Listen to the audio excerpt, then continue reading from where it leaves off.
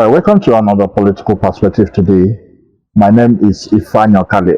With me here is the Speaker of Abia State, the 7th Assembly, no other person than Right Honorable Engineer Chinedum Orji. Sir, we would like to know you.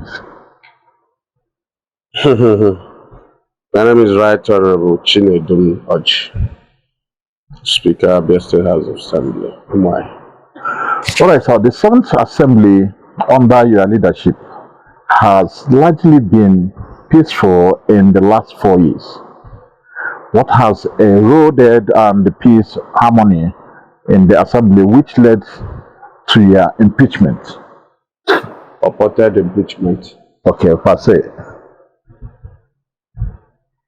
Well, I've been on the quiet side with respect to granting interviews. Not because I don't know that media is very important, but because it's important for people to feel your actions, not by word but by deed. We came to the House of Assembly determined with my colleagues to make a difference. And no matter what has transpired, I believe that most of us tried our possible best to live up to the mandate given to us by the electorate. Most of them did very, very well in their various constituencies and all that.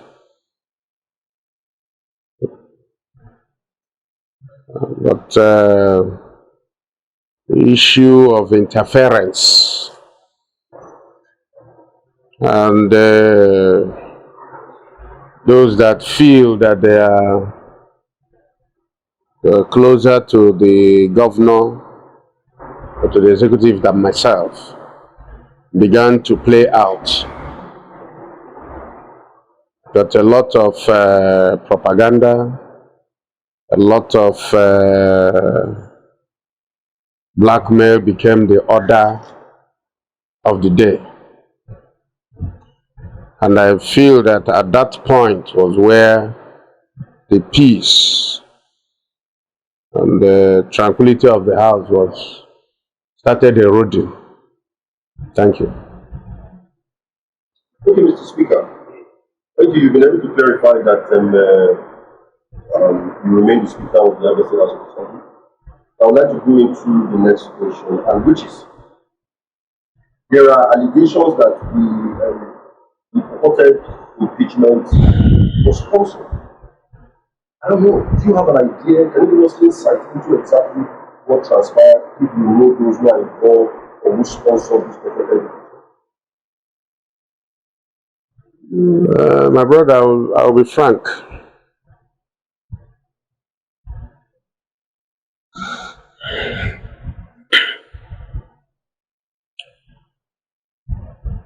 I think personal interest has a lot to do with what transpired during this period. Like I said earlier, personal interest by groups, few individuals that feel that they are close to the governor of the state played a major role in what Abians saw. To me, it was a show of shame. One of his aides, by name of Rondu Jr., whatever he's called, wanted the rules of the house to be amended In one of our rules, as contained in our rule book, only a ranking member will aspire for the position of a presiding officer, unless the members, these new members, decide to suspend that rule, decide to suspend the rule of the house. So you cannot, because you're acting like an assistant governor, decide that I am your stumbling block to becoming the Speaker of the Eighth Assembly. You now decide that since I refused for that rule to be amended, that a lot of propaganda should be spewed against my person.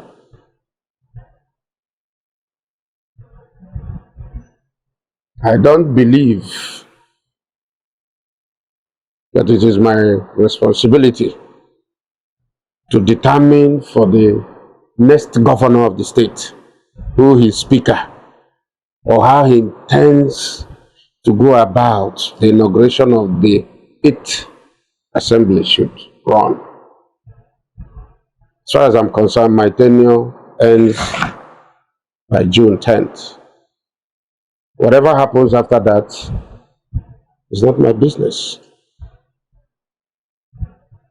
Then secondly, these same people will always create the impression that I want to impeach the governor of the state. And I continue asking that question. If I impeach the governor of the state, will I be governor?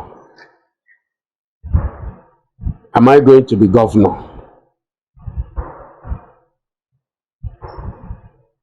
Of course, no. If I impeach the governor, of what benefit is it to me? And these are the stories that continue, that has characterized my period as Speaker of the House of Assembly. And this, I've told you, is a reason whereby this same aide that I've told you now recruited some people, some of my colleagues, to give the impression that I am not loyal to the governor. Do you have evidence for that? When you have a deputy speaker that takes directive from an aide to the governor, that records the vote, the executive session proceedings, to forward to them, to say, in that recording, everybody that says whatever they say is recorded. When you come to executive session, you have 4 phones. One is on permanent recording. Everything that anybody says is transmitted to him. What do you say to that? When you have one of my brothers around here, whom I won't like to mention his name, that has made it a lifelong obsession to be a cuckoo, to be above me. Somebody that never played a role in the making of this governor. Somebody that didn't know how he emerged as a governor, trying all he could to blackmail me before them. What do you say to that?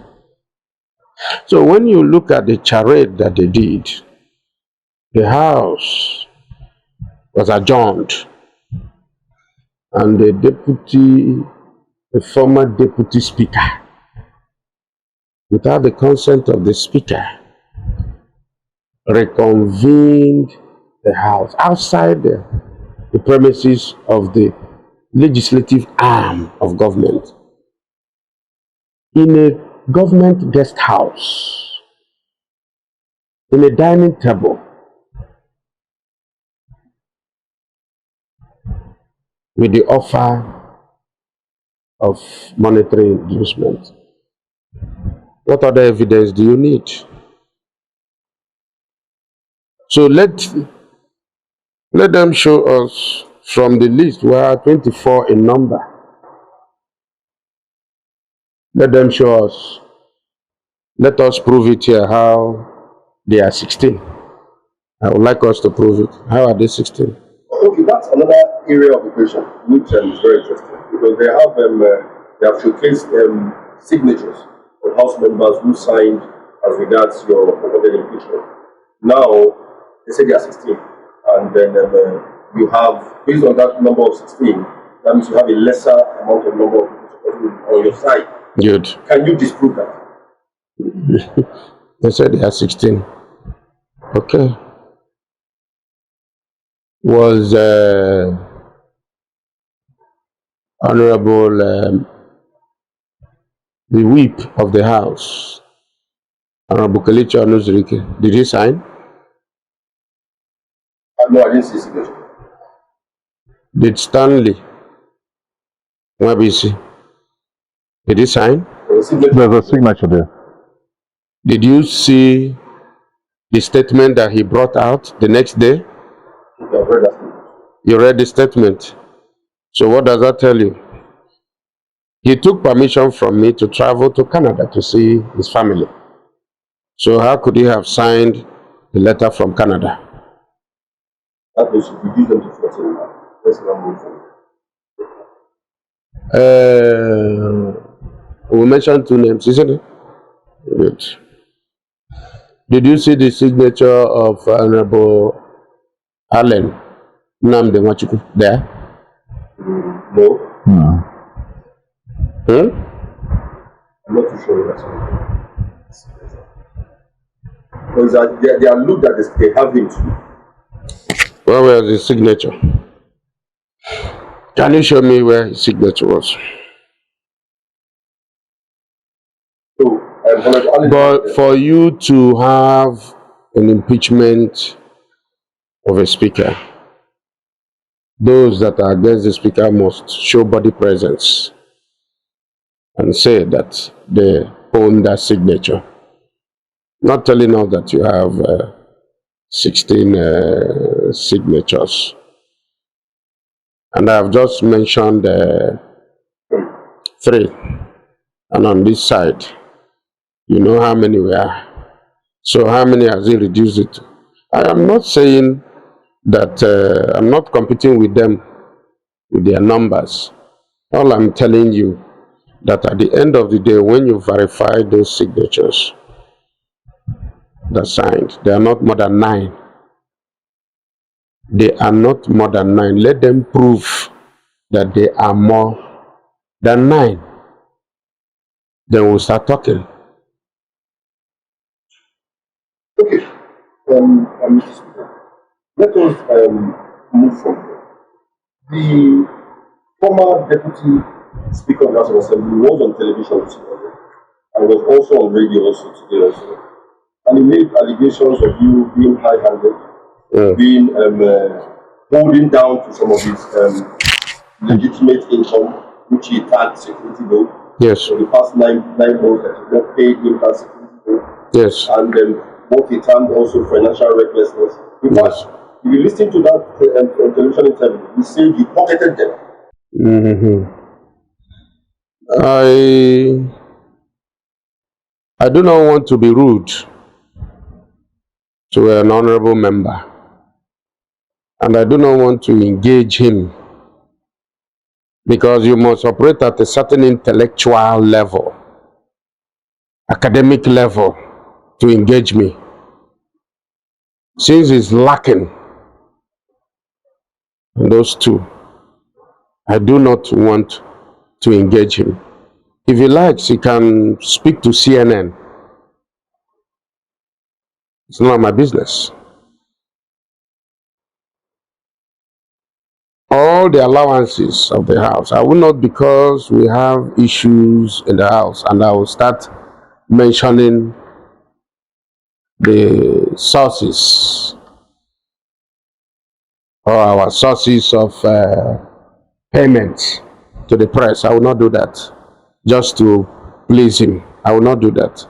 But what I'm telling you is that, as far as I'm concerned, the issue of security vote is at the discretion of Mr. Speaker. I decide who I want to give it to.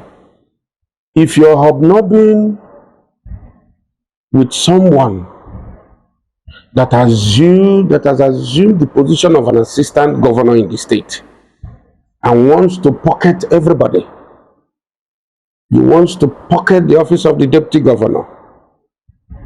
If not for the discipline and the respect that the SAG gives himself, he would also pocket the office of the secretary to government. You have pocketed all the commissioners, pocketed all the local government chairmen. You decide what happens in Jack. And you equally now want to extend it to the House of Assembly. And my deputy speaker now aligned himself with such a person. I don't think I am a fool to tolerate such a character. I don't think that I can tolerate such a character. Somebody that his duty is to record what I and other members say at the executive session and report verbatim to his master. And if his master was the governor direct, I will not bother.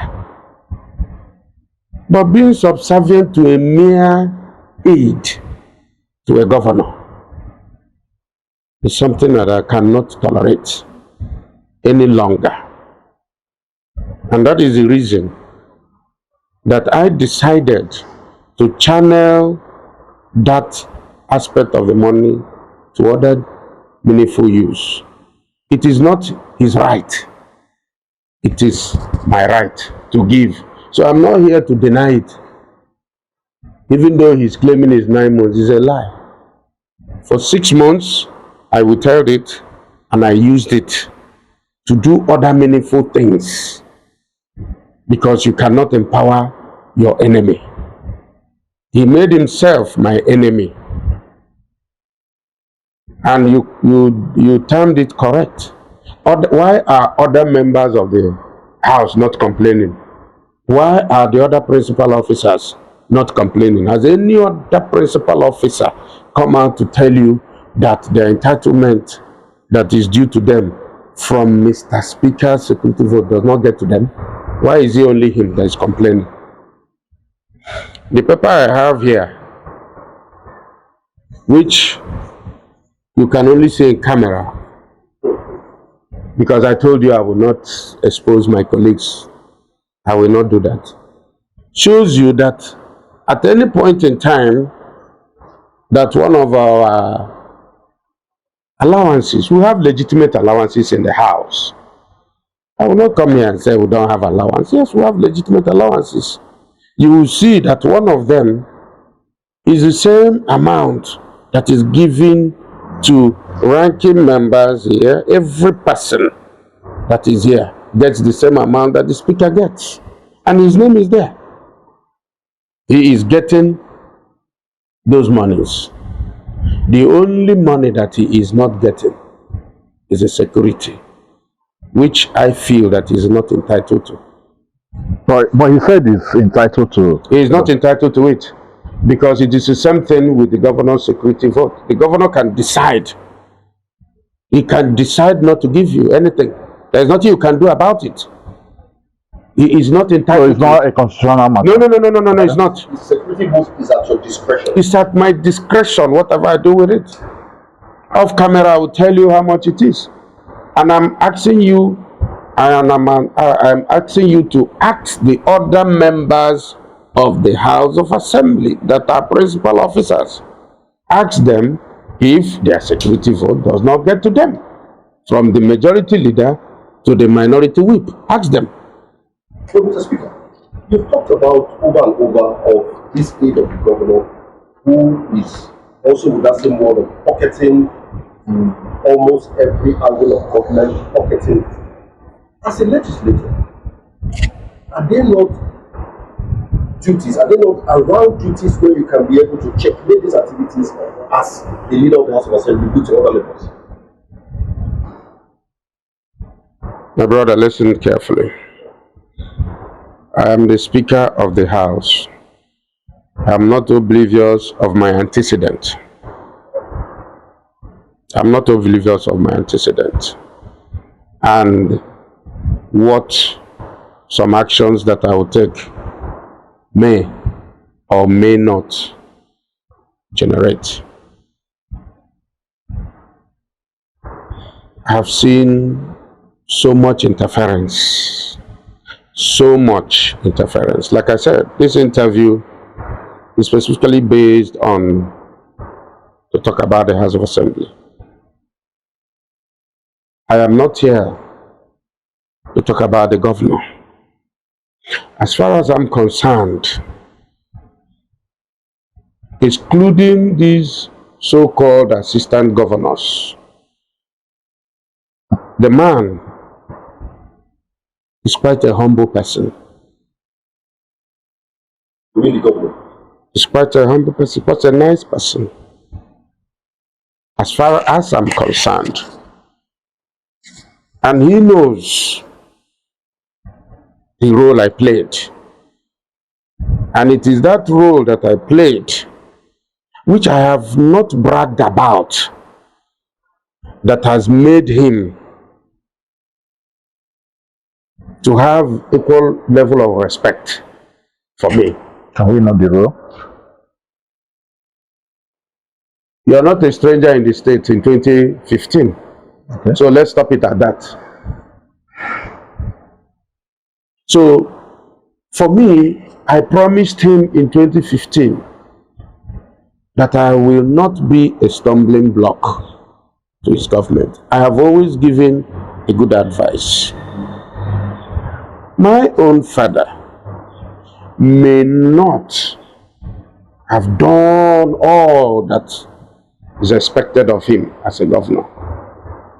I do not also expect this outgoing governor to do all that has been expected of him. I don't also expect that the expectations of Abians in the incoming governor will be met 70% by him, unless he's a magician. But what a leader needs are people that are selfless, that can tell you that the grassroots is complaining. Because a governor cannot be at two places at the same time. Governor cannot be at the two places at the same time. If somebody that supported the governor in 2015 is doing a ceremony, is bereaved, or is doing something, let's say in Bende or in Isukwato, it is your responsibility as an aide to remind him of his that person's role and of the need for him to visit or go. If there are some promises that the governor made, it is also your responsibility to remind. Like I said, because of paucity of funds, there is no governor that can do all that is expected of him. I'll give you an example. When the NBA decided to do their strike, which they have the right to do in Abia, the members of the House, including one of the ringleaders of this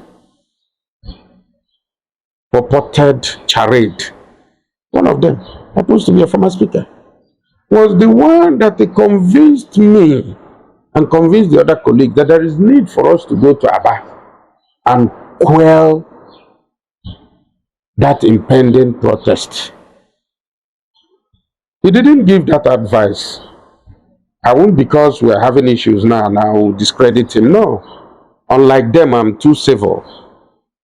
He gave it out of passion that the governor was not around. And we as a house decided that we will go. We entered our bus and left Umuahia here by 2 o'clock to go to Abia to meet with MBA first, to plead with them not to do that they wanted to do. On our way, after missing the MBA people at the High Court, they had gone. One of them that is now with them in this their charade suggested that we visit some of those sites. And the members agreed, and we visited them. We didn't say anything against the governor, and we came back. But the level of propaganda, blackmail I was subjected to because of that visit was unbelievable.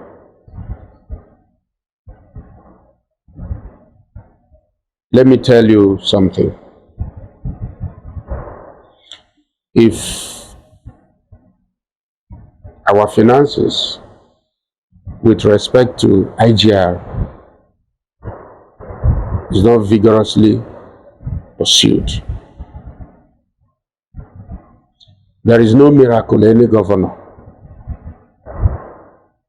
will do if the IGR of the state is not tackled head on. What I asked the governor when they blackmailed me before him was that, Governor, what will be my gain going to Abia to discredit you? Is it not myself that I'm discrediting? Because people will ask me a question now, that if your father had done that road, I thought they would have done another one. Government is a continuum.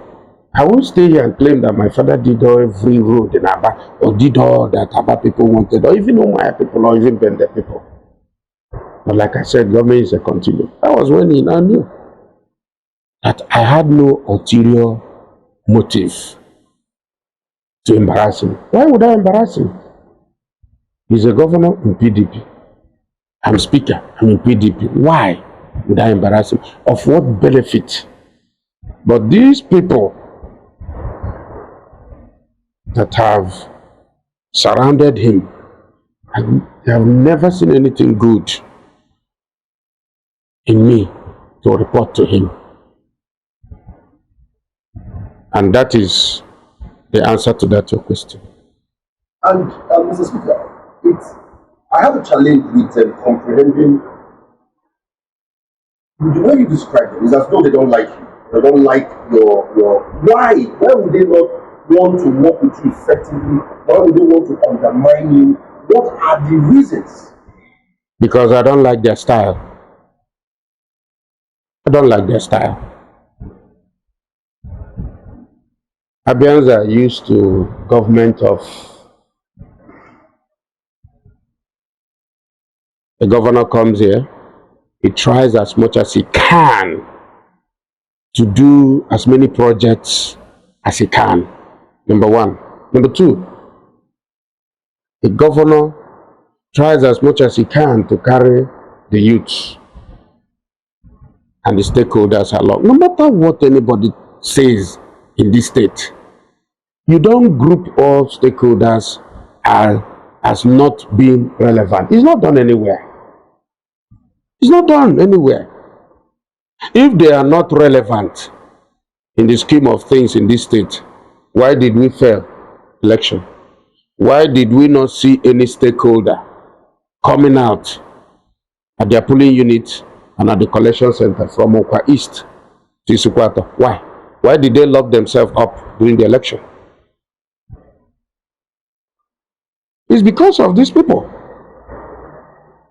It's because of them.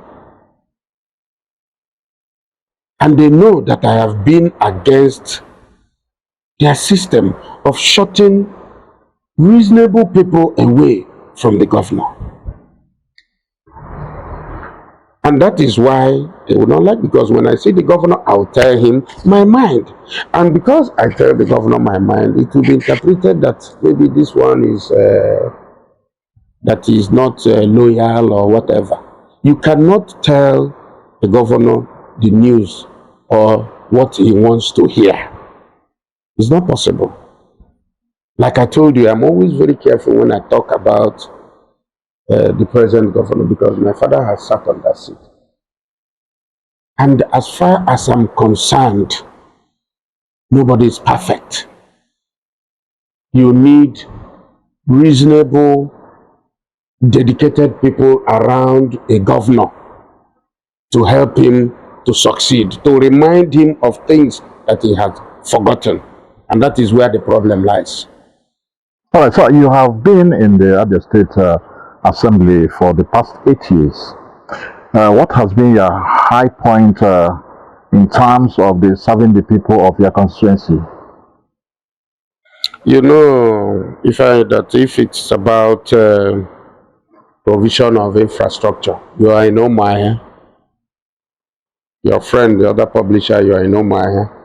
If you are to rate me, I am sure that the pass mark that you give to me in terms of provision of infrastructure, which is not my core area of responsibility, that I have at least reasonably done well within my constituency. And when I became speaker, I extended it to the other 9 clans, to the entire 9 clans plus about 10 clans of Ikuano, Omai Federal Constituency.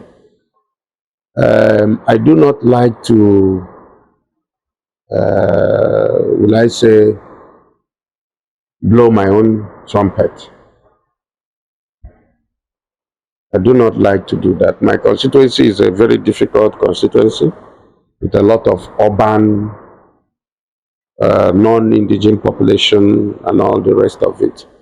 And because people like us have been around, you need to continually work hard to warm your way and your person into the minds of the people. And as far as I'm concerned, I've done reasonably well in that regard with respect to my constituency. And if you check the number of votes garnered, you will agree with me that apart from manipulations and rigging that occurred in Omaya South, the urban constituency, that the result in the last election would have been a different matter. Everybody was shocked that it went that way, but I know what happened. So when it comes to the area of provision of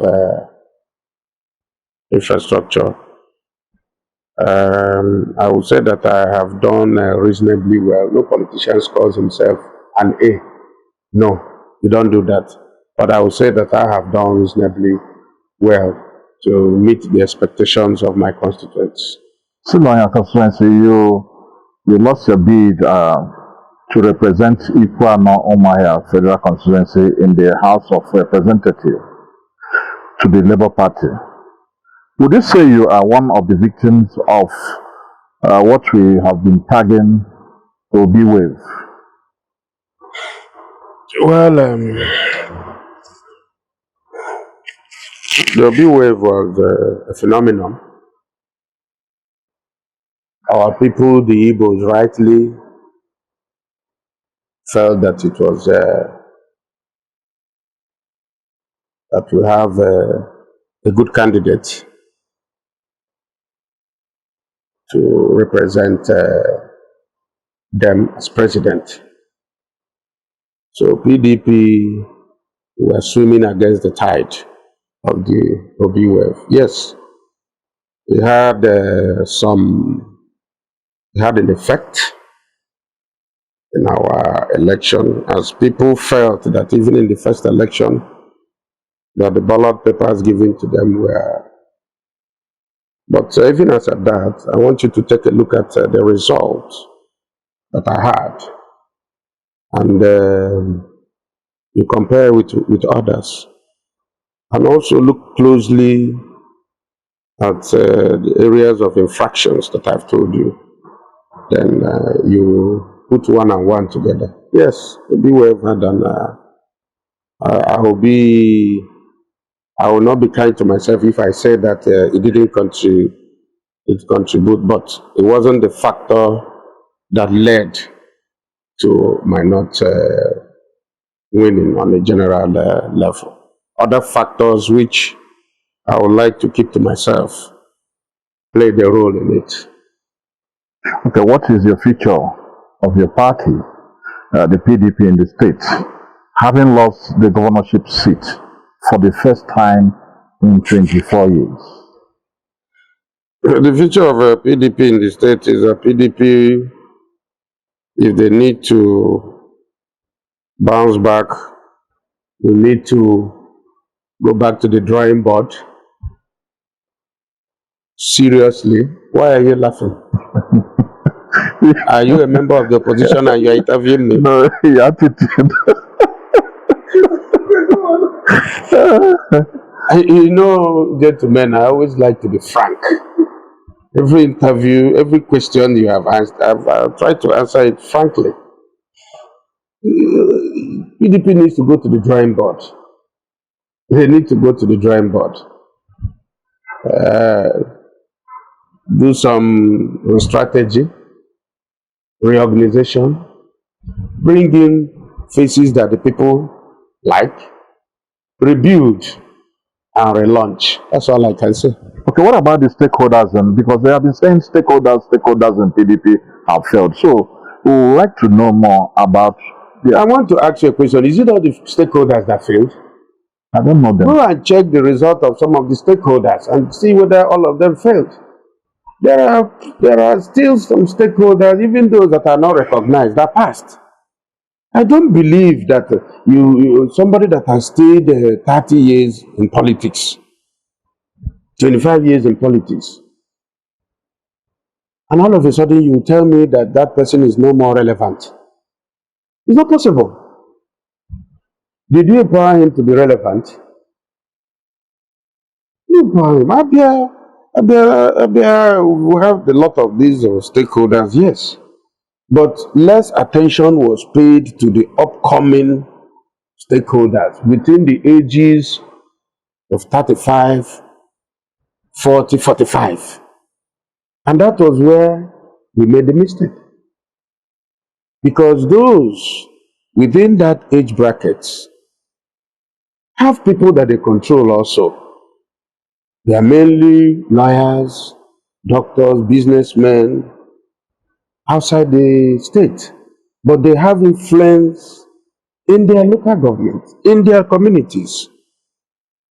So what happened during this election, was that those people came back and people listened to them. They convinced them otherwise. Meanwhile, the original stakeholders in the state were just looking at the event. Okay, they have original and the fake stakeholders. There's nothing like fake. There's nothing like original. What do you mean there's original? Somebody that has been, let's say somebody that has been a chairman of a council, okay, or somebody that has gone to the House of Assembly, that is a member of the PDP. You are telling me that you will go to his constituency and you will not recognize him? I don't play that politics. So, if that is the reason why some of them voted against PDP, well, that's their business. You will recognize such people and also recognize the upcoming ones. And I'm telling you here that it is the upcoming ones. That is where we got it wrong. Because even the other stakeholders that have occupied elective and appointive positions, were left like that. Mr. Speaker, there are some rumors that are saying that you want to leave the party. Do you have any intention to leave PDP? That I want to leave. PDP, your party. No comment. Okay, Mr. Speaker, let's go back to the House. I want us to look at how does a speaker emerge in the House? And then you talked about earlier on that the rule book can be suspended. But how does it work? What is the possibility of can the rule book be suspended on the first day of the appearance in the House? How does it work with the cases on? Let me use my own emergence as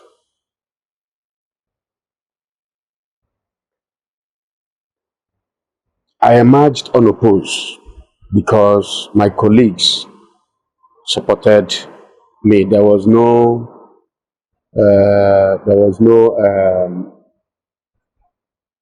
challenge, no The opposition. 24 members. There was no challenge. Okay. Any other nomination by the clerk when he said it? No other nomination. If there are nominations, let's say 2 or 3 other persons, then it will be voted. They'll vote. We have 24 members in that House of Assembly. They will vote. If there are 2 contending people or 3, the members will vote. And they will vote by the process as determined by the rule book, which will be implemented by the clerk of the House. If there are no nominations, then you emerge unopposed. But if there are other people that will be considered or nominated by members, I could nominate somebody, the leader of the House could nominate another person, the present leader then, before he was made leader. So if we have 3 members, then they will put it to vote. And the speaker will emerge. And it is the same process that the deputy speaker will also emerge. So if there is something in the rule book, and don't forget that it's a sitting governor. Forget about yes, the House is independent and all the rest of it, but remember, it is a place of politics. You have other parties there. So if you have a governor of a political party, he will not fold his arm. Do you understand me? And not play the politics that others are supposed to play. He plays the same politics. And if he does that, the playing of that politics, it also plays a role. But, like I said, it is the members that are very, very key in determining who emerges, because they are the people that vote. And that's why I told people that 1, the members, 2, the governor, 3, the stakeholders. Why? Because most of the members that emerged through the process of help from their stakeholders. So those people will call them and say, this is the person we want you to vote for. The governor will also say, members of my party, this is who I want you to vote for. It's politics. Then the members will look at the contenders and say, this is the person I want to look at. What is happening at the National Assembly. You see, the politics has already started. People are jostling for the position, campaigning. It's politics. You don't say it's only members and say that some influential people, influential Nigerians will not play a role in who emerges as a Senate President or Speaker of the Federal House of Representatives. It's not possible. You won't say that the incoming President of Nigeria will not play a role in calling his members of his party and telling them that this is what they want to do. No, it is after that. And everybody's position has been assigned. through voting by the members, and the party tenders in or writes for the position of leader, deputy leader, and all the rest, that they will now assume their independence and they will start working. And that is how a speaker is made. Yes, that's how. So, Mr. Speaker, there cannot be a suspension of the rule except the House has been inaugurated and a speaker emerges. No. Once the members come on that day and they have fully administered their oath of office, because on that day I will not be there. My tenure has elapsed. So on that day, the clerk of the house becomes maybe speaker. How do you call it? Acting. Extempora, whatever. Okay, extempora. So he is the speaker on that day. So as he has administered the oath to those members, they will decide if they need to suspend the rule. They need to suspend the rule. So that's why I kept on telling all these assistant governors that want to be speaker that you don't need to put fire in the Abia State House of Assembly because you want to become speaker of the 8th Assembly. It is your colleagues, when they administer that oath of allegiance and all the rest on that day, that will decide to suspend the rule of the house to do what they want to do. You don't need to do it now because I will not allow it as long as I'm speaker. I will not. We better leave that decision to be taken by the incoming House of Assembly members of the 8th Assembly. I will not take that for them. But Mr. Speaker, my final question for the interaction of today. The incoming House of Assembly obviously will have multiple parties, Labour, PDP, YPP, APC. You have been here on this seat for 4 years now. You have a lot of experience. What would be your advice to the incoming House of Assembly if this thing will have to move forward? My brother,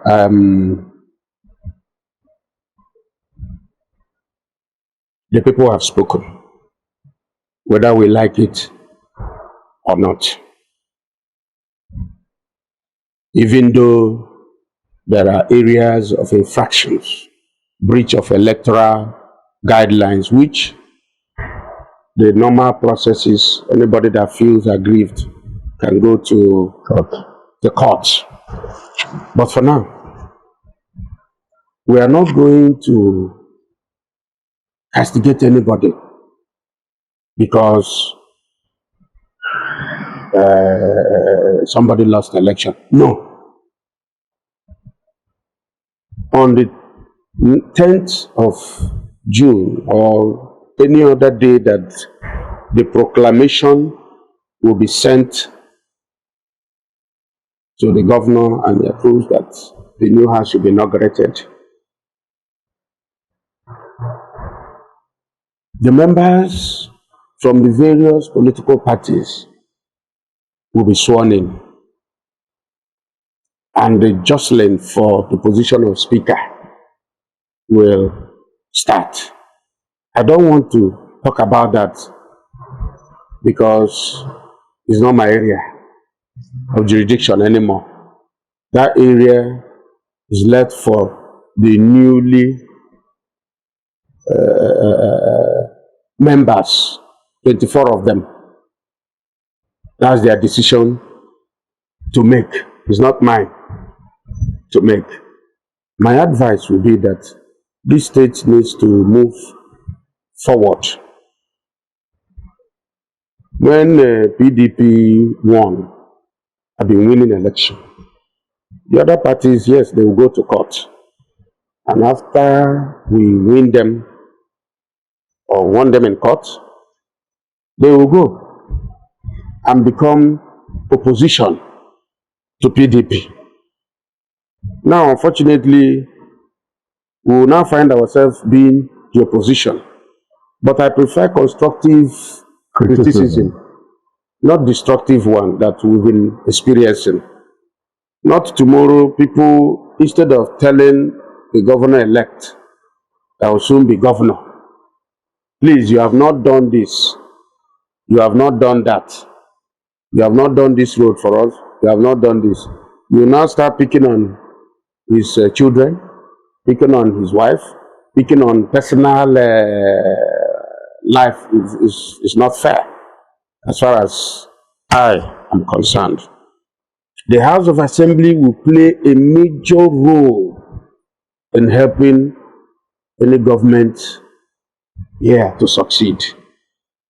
Anybody that tells you that a state cannot borrow money to do project is telling you lies. Anybody that tells you that House of Assembly is just a rubber stamp is telling you lies. You can engage in constructive criticisms of government to get what you want so that the state can move forward. We will not, because we lost the election, then we decide to truncate the transition or truncate, like people are claiming that they are laying landmines. I don't believe that this governor is laying landmines. He's just exercising his powers as a governor. From now to 29th of May, he is the governor of the state. Any decision he takes now can be reversed by the incoming governor if he wants. So why are you people are bothering themselves? If the man likes now, he can appoint 1,000 SAs tomorrow. You understand me? By 29th of May, by 4 p.m., BCA will be busy with numerous assignments, decision, statements, and whatever. And there's nothing anybody can do about it. So for now, whatever decision that he wants to take. All right, so as you are bowing out of power in Commonwealth, what would you be doing to keep yourself busy? I will be engaging in politics. If you must know. I'll be engaging in politics. Nobody can chase me away. Nobody can do that. Nobody. I'll be engaging in politics. Yeah. No matter the envy, no matter the propaganda, no matter the backbiting, I cannot run away. This state is my state. I am not perfect. Even the criticisms that I've gone through has made me a better person to work harder. I appreciate when people criticize me constructively. It has made me to become a better person. I'm not usually a media-friendly person, so a lot of misconception about me. And I do nothing about it to correct it. Only by those that come close to me. I might not say that I have satisfied everybody, every person that has come across me, but I know that I've tried my best to accommodate as many as possible. I know that in the course of my political career, I must have inherited a lot of enemies. Inherited. I must have also made some for myself. That is politics for you. But I have also learned a lot of valuable lessons in the area of trust, in the area of empowerment. There are people that will die for you politically, but they don't make noise. But there are those that will come and make noise from here to Sapele and tell you how they are going to do this and do that for you. But at the slightest opportunity, they will betray you. And when they do, some people will, those people that were silently supporting you will get pissed off, will get angry that you abandoned them, that you did this, that you did that, which is normal in politics. So I've done some apologies to those that feel hurt. And I don't want anybody to look at this election as a do or die affair. Change is inevitable. But if you feel change, you go to court. If you feel that your mandate was stolen, if you feel that there are other extraneous factors that led to somebody's quote and unquote defeat, you approach the court. And if you prove your case, fine. But it's not something that we will start setting the state on fire because of ambition. Ambition. After all, in 2015, I would have been speaker, but I decided that it's not necessary. I would have been speaker in 2015. I said no. You can ask the governor. I said no. Because as at 2015, when I was coming to the house, I told them I'm not coming there to become speaker from 2015 to 19.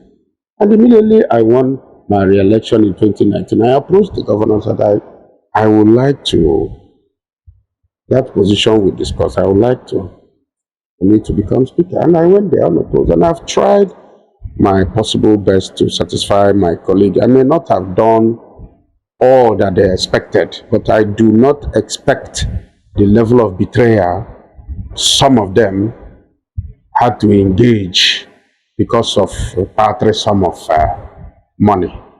And that is why if you decide to fight me in such a very dangerous manner, to stain my reputation with impeachment, I have every reason to fight back, to stain theirs also. It's 1-1, no return match. All right, thank you for watching this political perspective today. My name is Ifeanyi Okale. With me is Emenike Irebu. Thank you. Thank you.